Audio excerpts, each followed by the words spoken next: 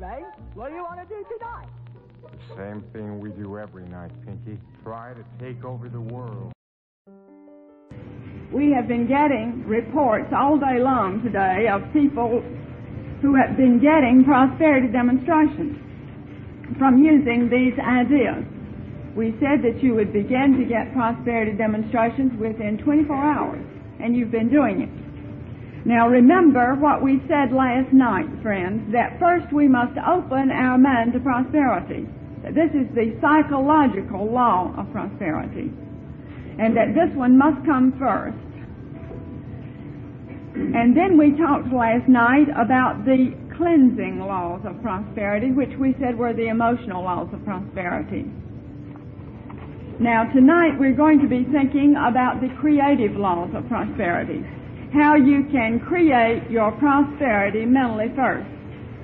Now, as we said last night, there are many success courses on the market today, and they are all good. Most of them cover this third section, the creative laws of prosperity. Most of them do not talk about the psychological laws of prosperity. Most of them do not talk about the emotional or the advanced laws of prosperity, which we will mention tomorrow night. Now, let's think about the creative laws of prosperity. First, you can create your prosperity mentally. Recently, I gave a lecture in New Orleans entitled, "You Can Have Everything." And after the lecture there had begun, a businessman came rushing into the auditorium, and he breathlessly said to an usher out in the foyer, "I hope I'm not too late because I'm here to get everything." Well, aren't we all? And we should open our mind to this idea that we can have everything, because as we said last night, we are the children of a rich universe. We are a child of fortune. Now, the way to get everything is by first thinking about it mentally.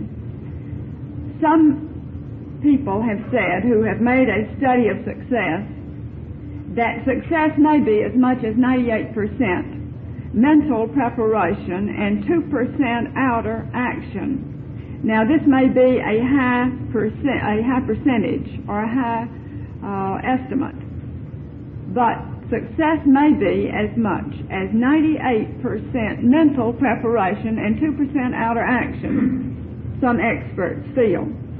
Most of us in the past have perhaps been conditioned to the idea that success was just the opposite, that it might be 2% mental preparation and about 98% outer action. And so it's an interesting idea that we must create our prosperity mentally first. And so tonight we're thinking of two of the ways that we can create our prosperity mentally first. You can create your prosperity mentally first in writing. And in this book we have a whole chapter, Open Your Mind to Prosperity. We have a whole chapter about creating your prosperity mentally first in writing. More than 15 years ago, when I began writing on the subject of prosperity, Richard and I were, as I said in some of my books, we were living in one room at that particular time when I first started writing the articles and working with the ideas before I had gotten into the books. We were living in one room. And we have often said in recent years that we might still be living in that one room if we had not begun finally to create our prosperity mentally first. And we found that this was a good way to begin in writing. Now, the reason is this. When you begin to think about writing out what you want, you are beginning to get definite about prosperity so that prosperity can get definite about you. Now, man is a mental being and lives from the inside out through his mind, whether he's realized it or not. Often, because he has not realized it, life hasn't been too good for him, you see. But it's good to remind ourselves that we are mental beings. Man is a mental being and lives from the inside out through through his mind. And so mental preparation is very necessary. And we must get definite about prosperity mentally so that prosperity can get definite about us. Now, it's an interesting idea to me that the creator of this rich universe, and we talked about this last night, is the source of our prosperity. We said last night, I am a child of the universe, I am a child of fortune, and because of this I have a right to claim this heritage of unlimited abundance. So let's remind ourselves of that idea for just a moment. Let's just declare, I am a child of the universe, I am a child of fortune. Together, I am a child of the universe, I am a child of fortune. Now, we discovered 15 years ago that when we finally got down to business and began to get definite about what we wanted in our thinking so that it could get definite about us, that we were able to get out of that one room rather quickly. But for a long time we had been thinking that someone out here should do something about our situation. You say, why don't they do something to get us out of this one room? Why doesn't somebody out here solve this problem for us? And no one did, as long as we continued to think in that way. And so then finally it occurred to me, well, why don't we do something to solve this problem? And that was when we began to get definite in our thinking about what we wanted. And very quickly, changes came that were wonderful to get us out of that one room. But nothing happened until we got definite in our thinking. And so the creator of this rich universe has provided lavish abundance for us. We see it around us, and then we see it in the invisible realm, or we know it's around us in the invisible realm as ideas and opportunities. And so it's up to us, though, to take this invisible realm around us of ideas and opportunities and to shape them and form them through our definite thinking. And so it's good to realize that as a child of the universe and as a child of fortune, we are masters of this universe, you see. But it's up to us to claim this mastery. Now, we can claim this mastery and take control of this lavish universe that is already here and that which is around us as ideas and opportunities by getting very definite with deliberate thoughts, words, and actions. And as we become definite about prosperity in our thoughts, words, and actions, then it becomes definite about us. As we turn the great energy of our thinking upon ideas of plenty, we will have plenty regardless of what people about us are doing or saying. Now remember what we said last night, that this was the theme of that first prosperity class in which so many people had fabulous things happen to them right in the midst of supposed financial limitations. And so friends, let's declare this idea for ourselves right here. I turn the great energy of my thinking upon ideas of plenty. You see, that's what we're doing here in this seminar. I turn the great energy of my thinking upon ideas of plenty. Together, I turn the great energy of my thinking upon ideas of plenty. And so we said that as we turn the great energy of our thinking upon ideas of plenty, we will have plenty, regardless of what people about us are doing or saying. All right, to help us realize this, would you look at number 1 on the front of your decree sheet? Number 1 under section 2. I dissolve in my own mind and in the minds of all others any idea that my own can be withheld from me. No person, thing, or event in the universe, no person, thing, or event can keep that from me, which the universe has for me now. Let's take the whole statement together. I dissolve in my own mind and in the minds of all others any idea that my own can be withheld from me. No person, thing, or event can keep that from me, which the universe has for me now. And so as we turn the great energy of our thinking upon ideas of plenty and realize that no person, thing, or event can keep that from us, that which is for us, you see, as we get definite in our thinking about it, then this opens the way for abundance to come to us. Now, it is through writing and through picturing and through speaking prosperous words that our thoughts, words, and actions begin to work for us in prosperous and productive ways. And so the first way that we suggest to you that you get definite about prosperity so that prosperity can get definite about you is by simply taking your decree sheet and opening it to the inside section there, to number 2, where it says, write out what you want to manifest or to experience in your life. Get definite about prosperity, in other words, by sitting down and making a list of the good things you want to experience in life. Emma Curtis Hopkins, who was a great success teacher at the turn of the century, once said this: sit down at a certain time every day and write down on paper what your ideas of good are. You will find that such a practice will pin your mind down to the truth and you will get results. Another eminent success teacher and metaphysician was Dr. Emmett Fox, and he said that this is the way to alter your life. By writing out what you want to experience in life, this is the way to alter your life.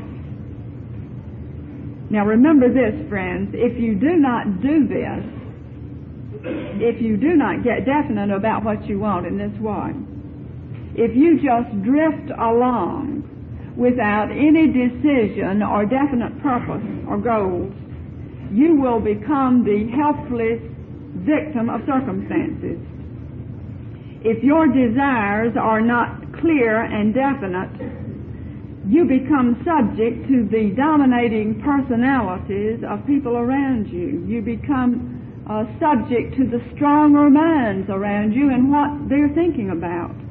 And you'll find yourself simply manifesting in your life what somebody else around you wants, simply because they know what they want and you don't. And so your mind becomes a broadcasting station through which their definite ideas come to pass. Now, the way to overcome this and the way to overcome difficulties is to set a goal. Begin to get definite about what you want. And to do it by writing it out. Just don't just carry it around intangibly in your mind, but write it out. Now, perhaps you've had this experience at some time in your life. Have you ever, at some point in your life, become subject to the stronger ideas of someone about you who knew what they wanted when you weren't thinking about what you wanted, and so you found yourself getting what they wanted for them? One of the stories I like to tell, and Richard doesn't seem to mind my telling this story, is about the time several years ago before he went in the Air Force, when I looked out of the window in our front yard and realized that the 2 sports cars that were parked in our front yard were both the result of Richard's definite ideas about what he wanted and liked in cars. Now, I had never had any preference to cars, but like most men, Richard knew exactly what he liked in cars.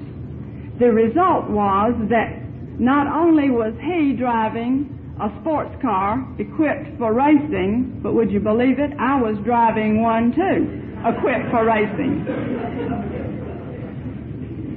And so remember this, if you do not know what you want, and if you have no set purpose, your subconscious mind just produces a conglomeration of circumstances. This is why there is so much confusion in the lives of passive people. You know, we say, I can't understand why that person has so many problems. They're so nice. They're so passive. They never cause anybody any trouble. All right. These are people, again, you see, that don't know what they want. And because they don't, their minds, either they find themselves manifesting what someone else around them wants, or else their subconscious mind just produces a conglomeration if there's no one around them with strong ideas. And so this is why there is so much confusion in the lives of passive people. We should concentrate or think about a thing long enough, and as we do, then we're sure to get it. But always have a definite goal in mind and write it down. Never let yourself drift unless you want to end up with 2 race cars parked in your front yard with racing equipment on them the way I did. Now, someone asked me one time what I did about those 2 race cars. Well, it worked out very nicely because I suddenly realized that it was all right for Richard to have a race car, but I wasn't interested. So I kept blessing the race car I had, and pretty soon Richard went in the Air Force, and then I just gently got rid of mine, you see, and never got any more. Got what I wanted. But it's great for people around us to know what they want, and we want this. We want our families and friends and people around us to know what they want. And we release them to use their mind power to manifest it. But in like manner, we claim our freedom, you see, to manifest what we want too, because this is our heritage, to use mind power in our own lives to create that which we want and that which is right for us. Now, there is a specific reason why you should get definite about what you want.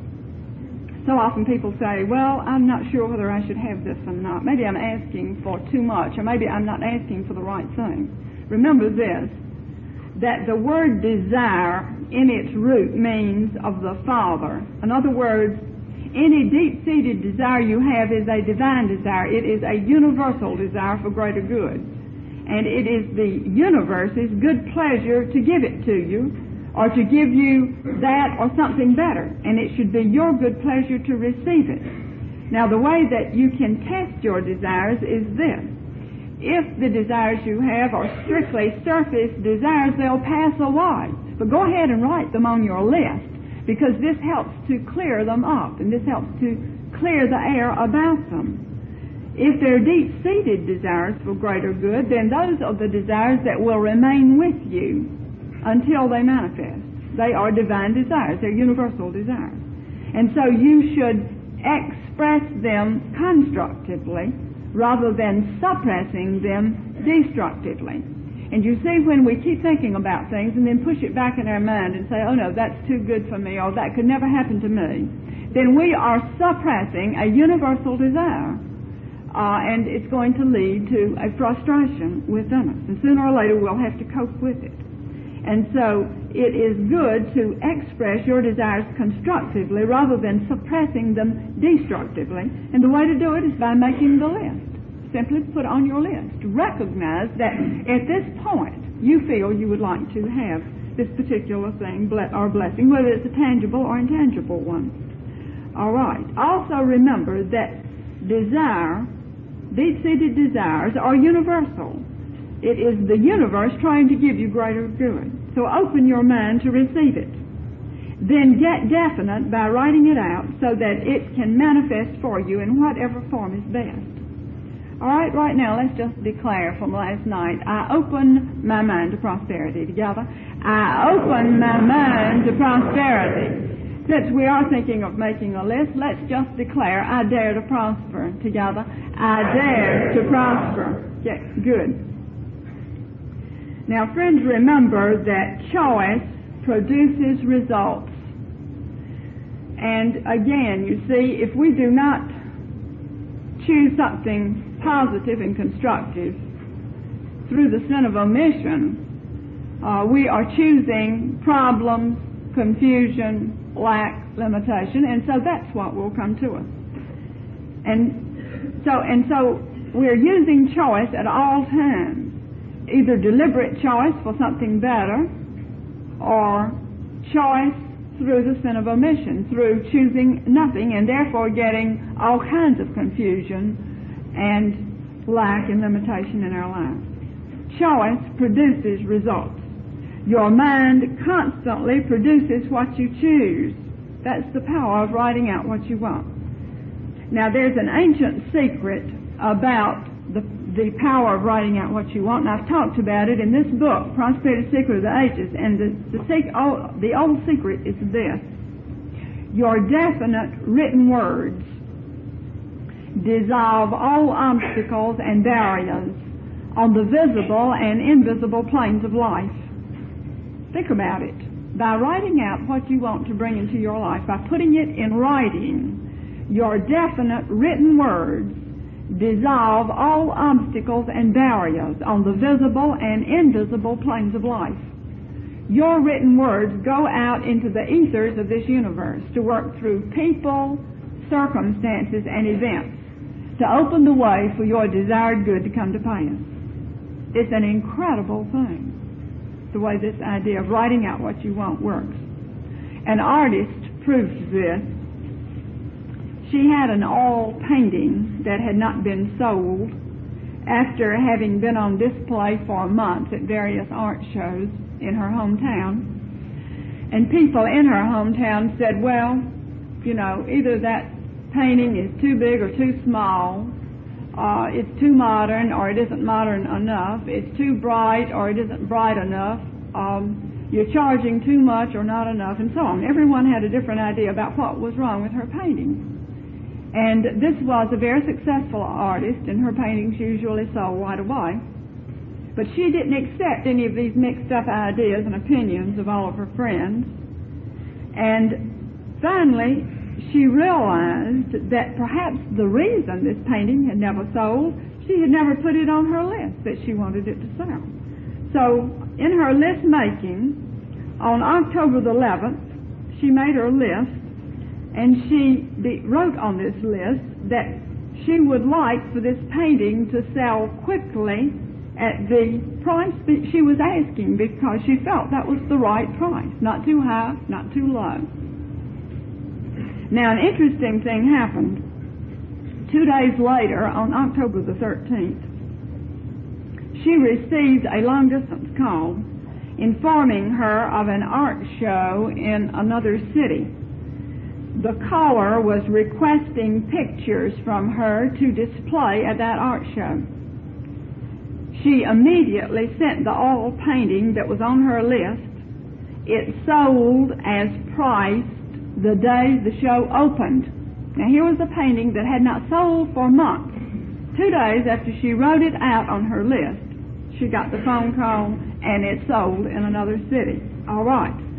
Remember the ancient secret concerning the power of writing. Your definite written words dissolve all obstacles and barriers on the visible and invisible planes of life. Your written words go out into the ethers of this universe to work through people, circumstances, and events to open the way for your desired good to come to pass. Psychologists tell us that most things are done by choice, that choice produces results, but that it is up to us to choose what we want. And we should do it because we are children of the universe, and this is our heritage. All right? Choice produces results. Let's declare it together. Choice produces results. I am a child of the universe. I am a child of fortune. Let's declare it again together.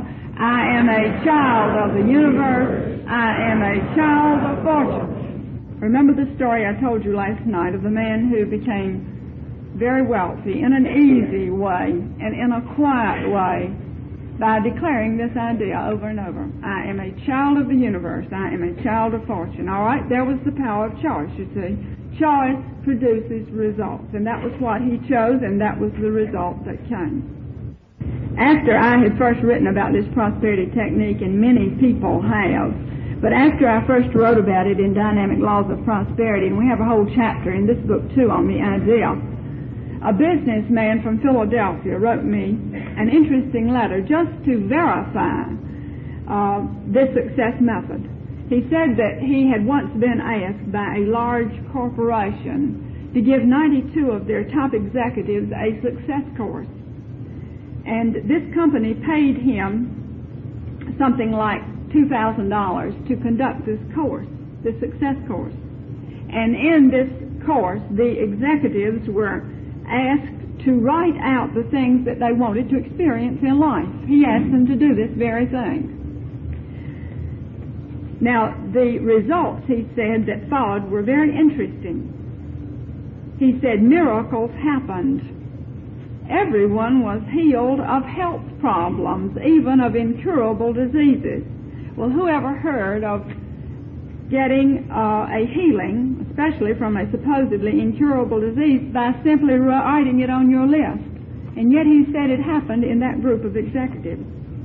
Out of 92 men, all but 2 said they had gained vast good. 90 out of 92, you see. All of these men got raises in pay of from $2,000 to $20,000 a year from this method. Health problems, prosperity, and personality problems were all solved by using this list-making method by these 92 top executives. Now you say, well, it almost seems too good to be true. That's right, because the prosperous truth is too good to be true to the average person who is used to the hard work level of supply. Now the hard work level of supply is the lesser level. The more you learn these inner laws of prosperity, the more you learn to do what we're talking about here tonight, to create your prosperity mentally first. And remember that your prosperity and your success may be as much as 98% mental preparation and 2% outer action. Recently, one of my readers, who is a psychologist, sent me an excerpt from a book about the psychology of poverty that was very interesting. And the psychology of poverty is this: the poor are so caught up in their present problems that they do not plan ahead or think ahead. Also, they have great hostility and envy toward people who prosper and succeed. The poor are inclined to be suspicious and resentful toward those who succeed in life. All right, what about ourselves? None of us are on a poverty program. But how do we measure up to this psychology of poverty? What about ourselves? Are we so wrapped up in problems of the past or present that we have not taken time to plan for better things? Or are we hostile and envious toward people around us who succeed? Do we criticize them? Have we made unkind remarks about them? How do we feel and how do we react when someone around us has something good happen to them? Can we take it, for instance? You know, in the news recently, Howard Hughes has been quoted as saying many things, but I find it very interesting that in this success philosophy of his, supposedly, that he has talked about this idea of mass envy and of mass hostility toward wealth. There is something to it, because any time that you begin to succeed and prosper in life, you may be a little startled and a little surprised to experience a little envy or a little hostility, perhaps from people that you thought would cheer you on. And so it seems to be a general reaction to people, this psychology of poverty and of failure.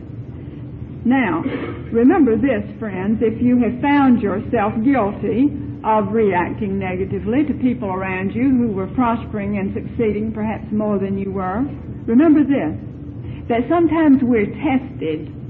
Sometimes the good that we desire in life seems to come to people around us first. Now, if we can praise and give thanks for someone else's good rather than being envious and jealous and critical, then we can be assured that those same blessings or even greater ones are on the way to us.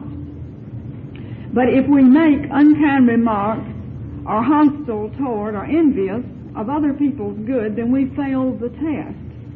And we can stop our own good from getting through to us.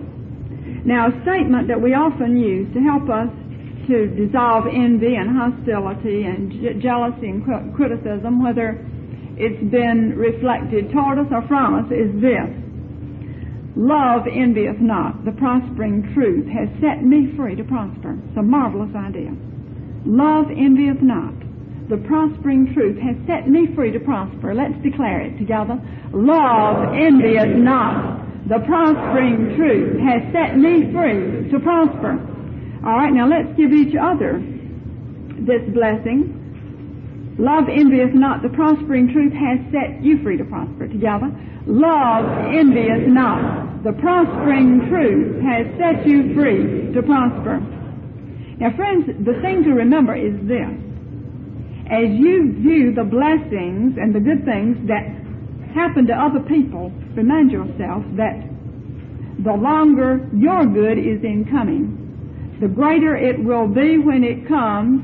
So why envy anyone else their good? Their good wouldn't suit you or satisfy you anyway. Instead, when good things happen to other people, it is an indication that that same good or even greater good is on its way to you. So don't stop it with some type of negative reaction, you see. Don't bother to be envious or jealous or critical about someone else's good. Don't block your channels that way. But know that any good thing that you hear about happening to someone else is an indication it's getting pretty close to you, or you wouldn't have even heard about it, you see. And so your good is on the way. Don't stop it. But remember the statement, love envieth not, the prospering truth has set me free to prosper. And so make your list. And as you make your list, friends, we talked last night about the elimination list. Now we're talking about the second one, writing out what you want to bring into your life tonight. As you make your list, think about what you really want, not what somebody else wants you to have. Make your list and realize that it's already on the way to you by the time you even desire it, you see. And so writing it out helps to bring it into visibility. A businessman up in Illinois one time wrote me a long letter, and he said this business of writing a list of those things that you feel you need in your life works. I have done just that, and success became apparent almost instantly. Since then, everything I have had on my list has come to me. Some of the items were tremendous things, such as an early retirement, so that I might become a public speaker. I am now a lecturer for business groups at $250 a lecture. I also listed an adequate income so that my life might continue normally as before retirement. Even such personal items that I wanted as an expensive travel trailer, a fine motion picture camera, and other such items have come to me. Now, you may say, well, this all sounds rather simple and rather childish to me. And you may say, but why are these simple techniques necessary from a mental standpoint? Well, remember this, friends, that the mind of man must look outward as well as inward for balance. The mind is the blending area of one's thoughts and feelings. And you must balance the inner with the outer. That is why we are all here, you see, in a physical form, is to blend the inner and outer phases of our being. Now, to me, there's nothing more pathetic than to see those misguided people who think that they are too advanced, as they say, mentally and so on, to use mind power in such practical ways. Now, again, such people can often give you a lot of high-flung theory, but often such people become confused. They suffer all kinds of needless problems because they aren't balanced. They aren't doing any of these simple things to externalize that mind power, to release it as results and balance in their world. And so dare to do the simple things that lead to prosperity. Make your list of what you really want, not what somebody else thinks you should have. And as you make your list, dare to please only yourself. There is a mystic saying that I like to use and like to think about when I make my list. And the mystic saying is this: the highest is the nearest. The highest good is the nearest good. So do not compromise as you make your list. And don't list what somebody else around you thinks you can have or that you should settle for. But let this be a very private thing that you do. And then keep your list private, friends. Keep it a secret even, because it is in this way that you express constructively rather than suppressing destructively your desires for greater good, which are from the universe. Now, the interesting thing about this list making is this. The very act of list making clears your mind and clears your life. It resolves things for you. For instance, recently I made a list of 3 things that I thought I wanted to experience in my life within a 6-month period. 6 months later, when I looked at my list, I was amazed how it had worked out. The first item on my list had come to pass. It was by far the most important one. The second item had not come to pass, and events indicated that the answer to that desire was no for the time being. And so I just dismissed it in peace, feeling that it would come later, and it did come later, at the right time. As I looked at the third desire on my list, I realized that I had changed my mind completely within that 6-month period, and I simply did not want it, and it had not come.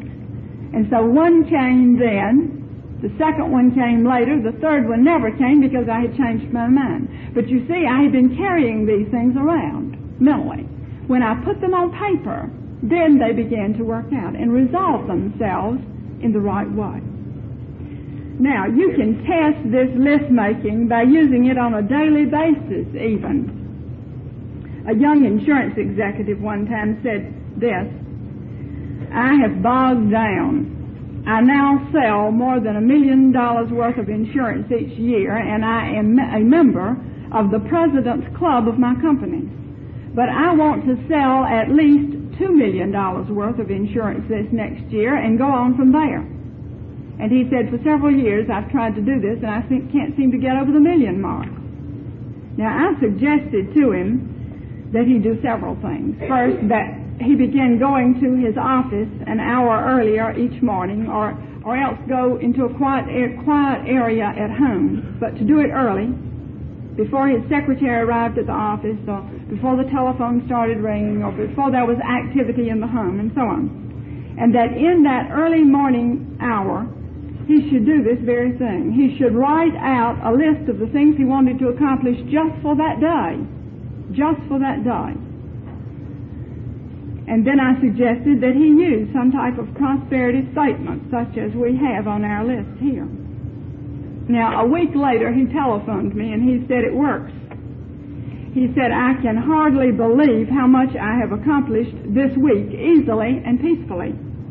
In one day alone, I sold 2 $50,000 policies, and now I have an appointment to make the biggest sale of my life." He said, "If this keeps up, I am well on the way to my $2 million goal for the year." And later I saw him, and later he did make his $2 million goal for the year. But nothing began to work out until he started writing out his list just for one day, you see, getting definite about one day's accomplishment. And so there are many ways that we can use these ideas. After you make your list, friends, of what you would like to experience in your life, then be ready and willing to change that list as the days pass and as your mind goes to work. Be flexible.